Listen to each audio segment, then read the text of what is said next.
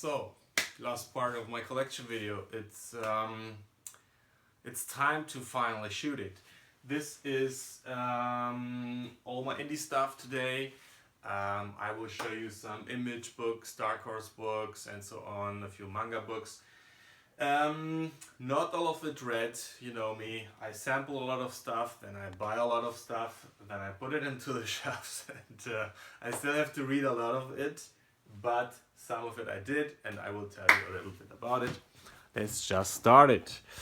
Alright. Oh, let me get the camera.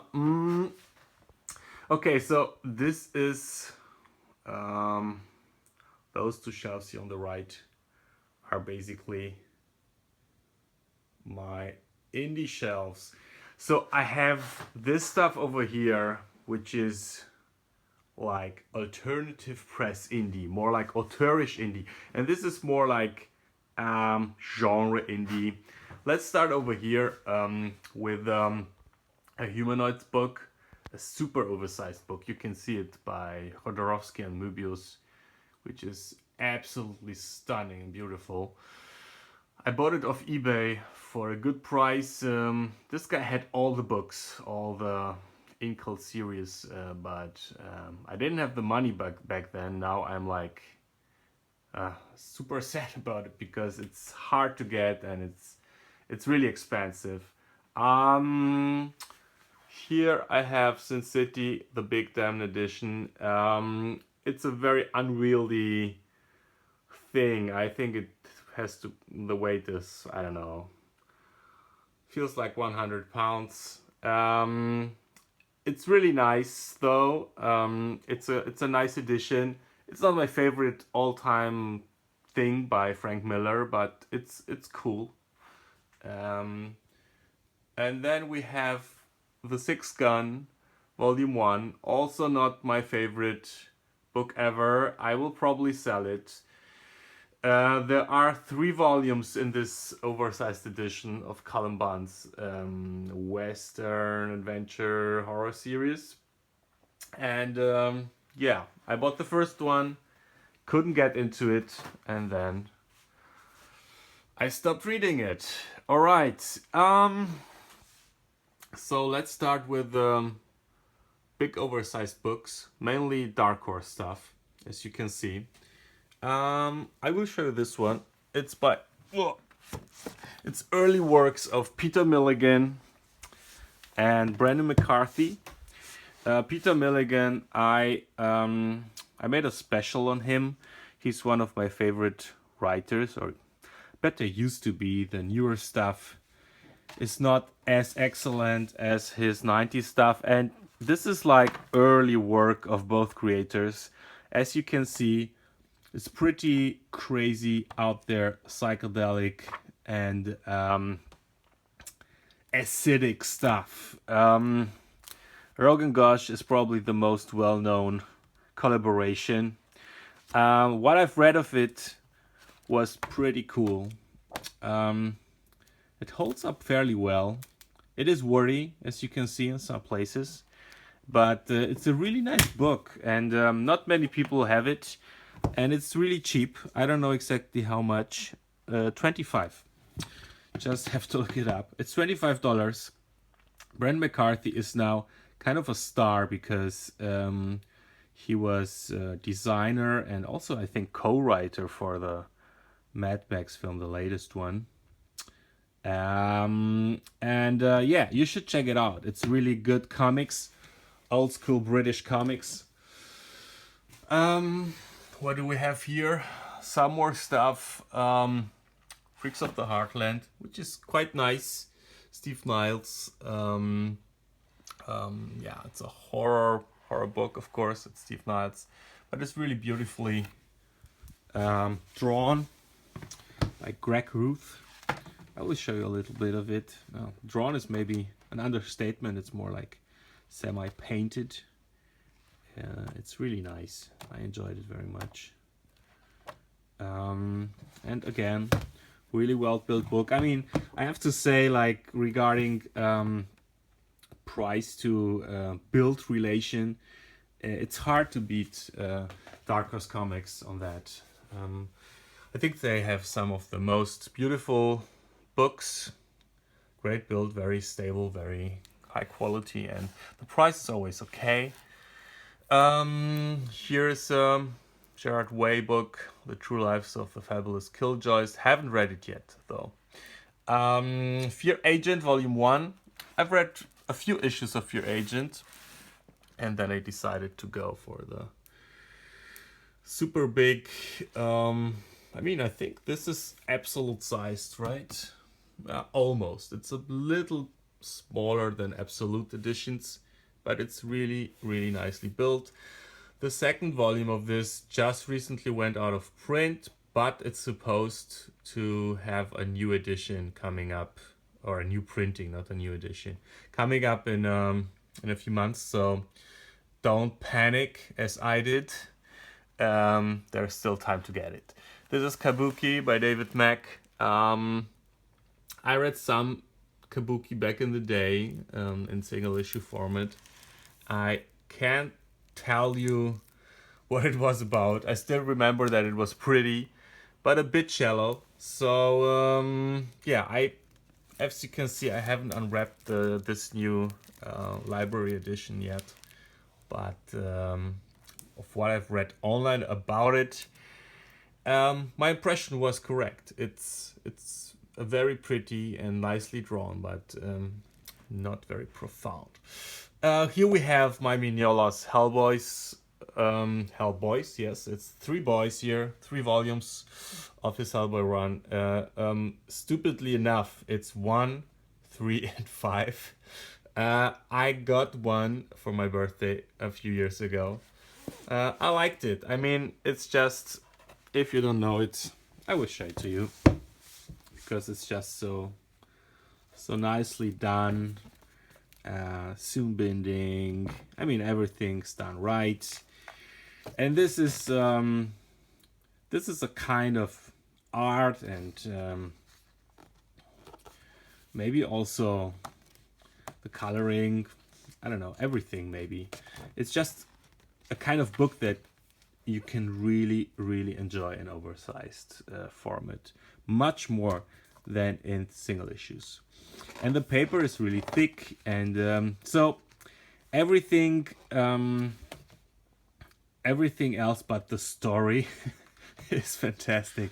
I'm sorry to say I wasn't blown away by the stories in this first volume. So I got volume 3 and 5 because I got them for cheap, but I never cared to complete the run because I just wasn't so keen on reading it. But I will give it another shot, especially because I also have the BPRDs, which I wanted to start reading. Yeah, let's finish here. Those are just a few more Dark Horse books. I won't go into details. This is Maximum Minimum Wage by Bob Fingerman, an old, or not that old, from the 90s series, which was re-released by Image Comics in this oversized edition. This is definitely a book that you don't need an oversize. It's just underground, cartoonish art out of Seattle, I think, from the 90s. It's fun to read, but you don't need it in oversized. Okay, let's continue here. I have a few books that didn't find their place yet, which find a Mystery Girl Bandette. Those two, by the way, are by Paul Tobin, who I recently got interested in through reading his Mystery Girl, which I liked very much. So I bought Bandette, which is, it's also a typical Dark Horse format. I think they have this with the new Margaret Atwood novels or graphic novels too. So it's more than a normal, let's compare it here with a DC paperback, and let's compare it with a slightly oversized DC hardcover. So you can see it's small, but it's nice and it's well built, and it's pretty cheap. It's $15. So yeah, supposed to be really good. I think it was a digital comic first. So yeah, BPRD, like I mentioned, this is the second series by Mignola, which I enjoyed much more. The stuff that I've read of it. I am still in the first volume. And well, those are the hardcovers, which by now are hard to get. Volume 3 and 4 are out of print, so I don't know if they will ever reprint them because they released new softcover editions. And yeah, those go for a lot of dollars. I don't know, probably 100 and something, I'm not sure, but it's way too expensive. I will recommend just buying the soft covers. It's the same format, I think. It's just soft cover, right? You don't lose anything on the you know, the surface. Here we have Mind Management by Matt Kindt. It's a really enjoyable series. I read, I think, the first 2 or 3 volumes, I'm not sure. There are 6 in total, and I still have to wrap it up, and I really want to, because I was very intrigued by the mystery created here. So it's espionage, mystery, with a noir feel about it, and a mindfuck going on all the time. He gives a lot of informations, sometimes just, you know, here like on the page, little things that add up to an interesting reading experience. And I also like the art by Matt Kindt. Not everyone does, but I do. I think it's really cool. It's it allows for a fast but intense read. Yeah, it's really, and the volumes are really beautiful and cheap, $20, I think. So yeah, I will recommend this to everyone who hasn't checked it out. Just get the first volume and see if it's to your taste. Some more Dark Horse books. I will only show this one because I really enjoyed it. The Black Beetle by one of my favorite artists, Francesco Francavilla. He's fantastic. I have to show it. This will be a long video. But this is such fantastic art. Some of you may know him from his collaboration with Scott Snyder on Batman. I think it was like Mirror. What was it called? I should have it. Or I give it away. I don't know.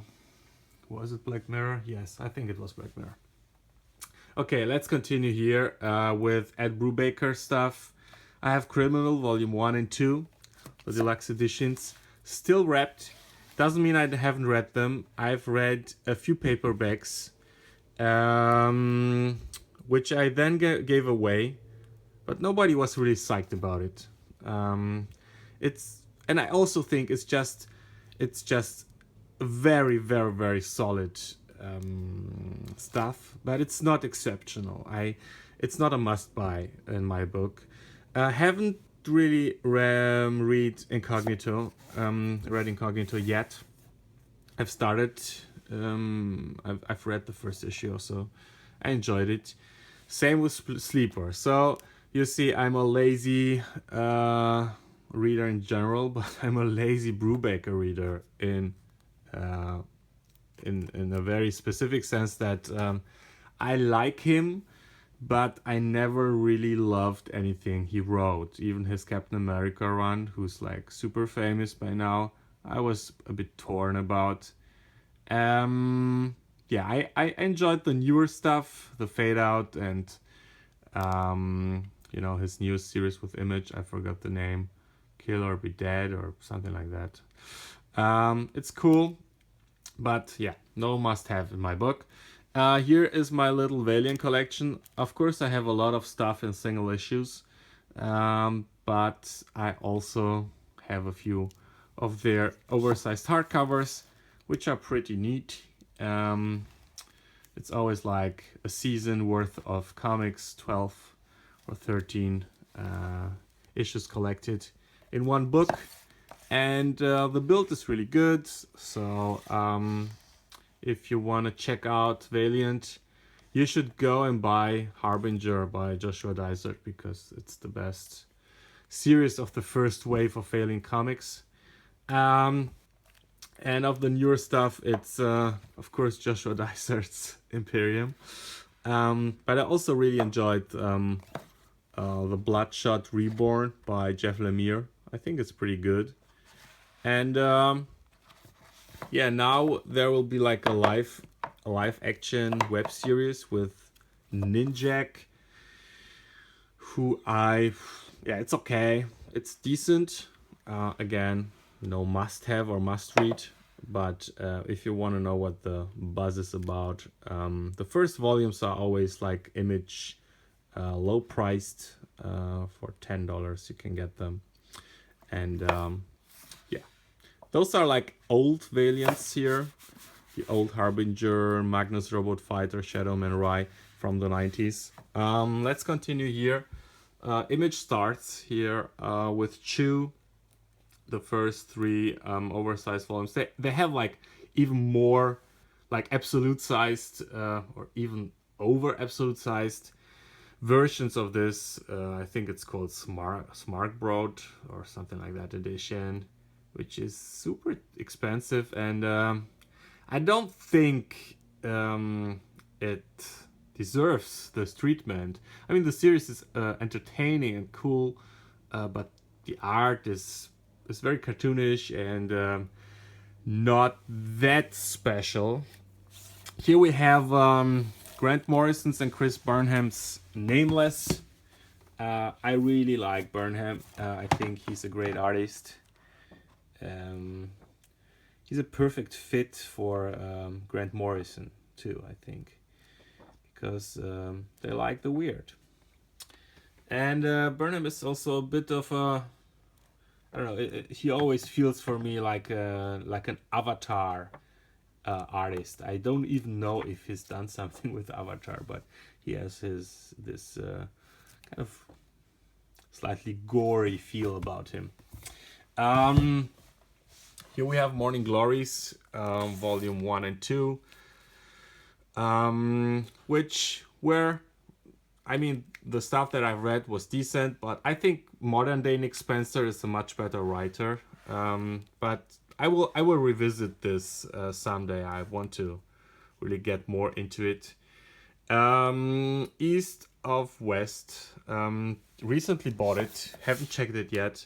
A second of those hardcover volumes was announced recently, so I should maybe finish the first one before ordering the second. Wouldn't be the first time that I do that, but well, you will see the haul video for the last month, and then I will talk a little bit more about that. The Walking Dead compendiums, volume 1 and 2. I've read the first one and part of the second. Very entertaining stuff. I mean, I always used to be like, I don't care about Walking Dead, blah, blah, blah. I've read a few single issues back in the day, but yeah, in compendium form, it's a page turner. It's just entertaining. It's, yeah, maybe superficial and a bit kitschy at times, but it's also entertaining, much more so than the series. Here we have Stray Bullets by David Lapham, who I really, really love. I think he's a true cartoonist in that he's a great author and a great artist. His characters are real. His storytelling, as you can see here, is very strong. He has a strong sense of how to tell a story visually. And he's not a fancy guy, you know. You can see here it's like a 8 panels grid for basically the whole series, I think. looks like it. Never occurred to me that straight bullets are done this way. Okay, here we have an exception, but normally, yeah, he's a straight guy. He's a great cartoonist. You should get it. Please buy it, the first volume, and then you know if you like it or not. It's very hard crime, the losers of society doing crazy stuff, and yeah, in a sense of nihilism. I mean, gives a little away of what expects you inside the book. And there is a very thick kind of compendium of stray bullets, but it's not readable. It's that thick that it's just not, it's too unwieldy. So I will recommend to get the soft covers. All right, let's move over to more Image stuff. This is like just you know, the normal paperbacks that I bought of series that I enjoyed. Here, this is pretty new. This will be featured, We Stand on Guard, in my new haul video. So yeah, we have Brennan Graham here. Really enjoyed his Prophet stuff, but everything else that I've read by him, I wasn't blown away. This is Stray Toasters by Bill Sienkiewicz. More of an auteur who's yeah, looks kind of lost here in between Brennan Graham and Saga, but maybe it's a good fit. So I have the few first sagas. Sex by Joe Casey, I really like this one. Ed Brubaker's Fatale. Glory by Joe Keatage. Great Pacific by Joe Harris. Alex and Ada. Volume 1 is missing because I gave it to someone. Southern Bastards. I'm not completely convinced. I thought Volume 1 was okay. Bought Volume 2, but I haven't read it yet. Manifest Destiny is pretty entertaining. As is Mind the Gap. I kind of forgot what it was about. I think it's like a kind of a metaphysical mindfuck story. Satellite Sam, which is probably my favorite thing, my favorite Matt Fraction book. It's a conspiracy noir set in the, I think, 50s or so, and it's cool because it's happening in the world of television, which is not a normal setting for a comic. So this is something slightly different. Here we have some Top Cow stuff, Think Tank, Postal, Symmetry. You know that I'm a fan of Top Cow's recent releases. This is Proof. I got this fairly cheap recently, and now I will have a whole run of a series I just read one issue of. But yeah, that's me. Rush Limits, a sci-fi series, which I haven't read yet. And here are some more single volumes of series that I sampled but didn't need to carry on, or which are just like miniseries or completed. Yeah, I won't get into everything. Is there anything I should like single out?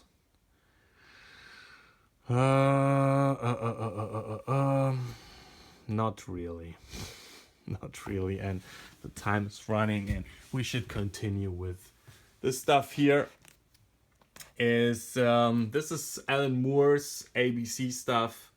You know, ABC was an imprint at Wildstorm back when it was independent. Then it got bought up by DC, and so Alan Moore ended back at DC producing comics for them. And then there was some other fuck up, I don't know, you have to Google it. And Alan Moore stopped this whole thing altogether, the whole endeavor into serial storytelling. The last one he did.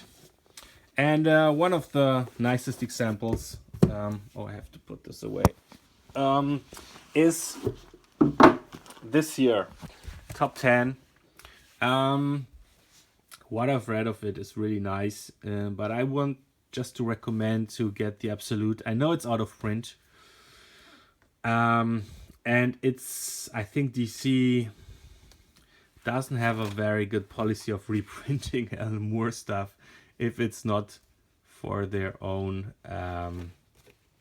if it doesn't benefit them in a big way, like with Watchmen. Yeah, you can still get it in softcover, of course, but this is such a dense book. Like literally, you can see it here. It's just packed with information. It's beautifully drawn, and there's so much to discover on the page. So this is what Absolute editions were made for, I think. And I don't understand that they're releasing stuff like Preacher and Why the Last Man in Absolutes, because they just don't need that format. This format should be, just kept for special occasions, for complete stories who need the room to breathe. And I think this is one of the books that uses the room to come to its full potential. It's a beautiful book, and yeah, highly recommend it. Top 10 by Alan Moore. Yeah, some more stuff, some more Absolutes. League of Extraordinary Gentlemen, Promethea, which we're still waiting for a complete edition. It's still not happening. So this is the best that you can get. It's the 2 Absolutes, which are not out of print. And if you don't have the money, like I didn't when I first bought it, and I still don't have it. I never pay more than cover price for a book. So I got the 2 smaller hardcovers just to start reading the series, and what I've read I really enjoyed. And the whole concept of Promethea is something that had a lasting impression on my thinking regarding creativity and creating stories and worlds. It's pretty fascinating. I don't want to give too much away, but it's metaphysical stuff in here, which is what Alan Moore is famous for. Yeah, some more stuff from his ABC label, and yeah, let's move over to manga stuff. So I'm not a manga expert, definitely not. I just recently started to read mangas. And this is, of course, just like, I would say it's the sampling shelves. It's just stuff that I got to get into the Far Eastern version of comics. One thing that I could totally recommend is this year. I don't know when this year happened. It makes me kind of sad. But, well, it's not an out-of-print thing. This is something that you can still get for a good price, I think, also. Nausicaa of the Valley of the Wind by Hayao Miyazaki, and you may have seen the film. There is a great anime.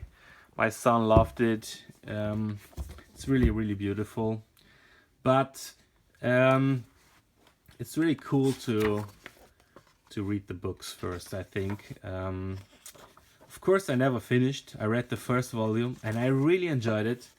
But even if I enjoy something, there is no guarantee that I will continue reading it. The art is phenomenal. And again, I think this is slightly oversized for a manga at least. And it could be even bigger. I mean, much bigger.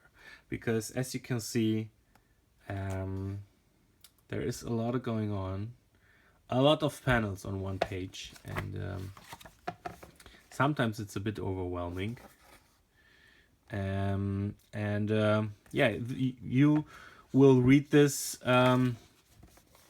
It reads like a book. It reads more like a novel because it's just so full of content and of characters and everything. But also the art is fantastic. So this might be not only in my opinion, because like I said, I'm no expert, but this might be one of the greatest mangas that there are. And the best thing is it's those 2 volumes and that's it. So it's not a long running series to which you have to commit, and you get one of the most beautiful mangas out there. We have Akira here. There is a new edition coming up. I forgot. I think, was it Dark Horse or Kodasha Comics? I'm not sure, but I think there was one announced. So I might get the new one. I hope it's in hardcover. This is Buddha by Osamu Tezuka. Osamu Tezuka is like one of the great masters of manga, one of the great cartoonists of Japan and Japanese comic culture. And this is the biography of the Buddha. I haven't read the whole series. It's pretty old. It's a German edition.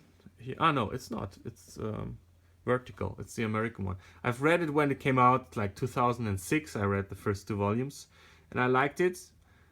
So I bought the rest, but I haven't finished it yet. Okay, some more stuff here by Jiro Taniguchi in German. I have here Naoki Urasawa's 20th Century Boys Sunny, which was recommended. Like it's more of an offbeat kind of manga. Uzumaki, Vagabond. This is finally something that I've read the first volume. It's really, really well drawn, and it's a fun read. Yeah, and just more stuff that I bought to sample, of which I've only read 2, but I was really psyched about them. It's Goodnight Pan Pan, which is fantastic in a very weird and poetic way, and I Am Hero, which is just a very entertaining read. Yeah, let's continue with stuff that I know a little bit more of. This is more indie stuff, which is by smaller publishing houses. Here we have Terry Moore comics, From Strangers in Paradise, Rachel Rising to Echo. Then a few Boom comics, Clive Barker stuff, and some other graphic novels. Oh, this I should really read because I really liked the miniseries of the same team that came after it. So I bought the paperback. I mean, I have to say, it's $30 for a paperback. Yes, it's a rather thick one, but still $30 for a softcover is a lot. But yeah, those smaller publishing houses have smaller print runs, so you should always think about that when ordering not so well-known stuff. Yes, it might be a little bit more expensive, but if you want to have it, you should get it because it's supporting the artist and they don't have big print runs. And yeah, Lock and Key, haven't checked it out yet, and there are different possibilities to collect the series. There are different editions. I can't tell you too much about it. I just bought these because they were fairly cheap and hardcover, so that's enough for me. I didn't think the art was something that demanded a larger edition, so I was content with that. This is John Sable, Omnibus. This is like the IDW Omnibus which is always pretty small. And yeah, it's by John Ostrander. This is why I got it, because I really enjoyed his run on the Spectre, so I needed more John Ostrander comics in my life, but I haven't checked it yet. So I can tell you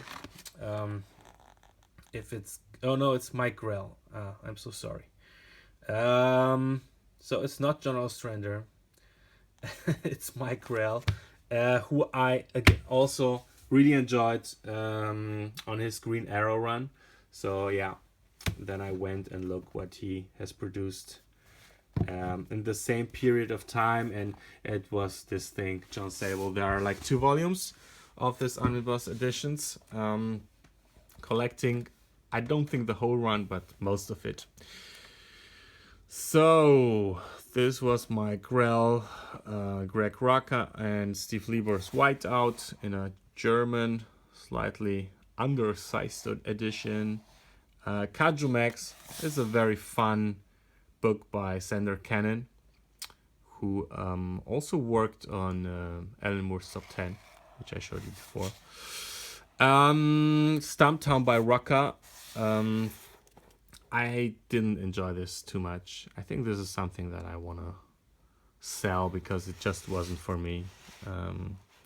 And this was very interesting by Ray Fox, who's now doing or did some DC work. I don't know if he's writing something currently, but this was really a nice book, an experimental graphic novel, which really used the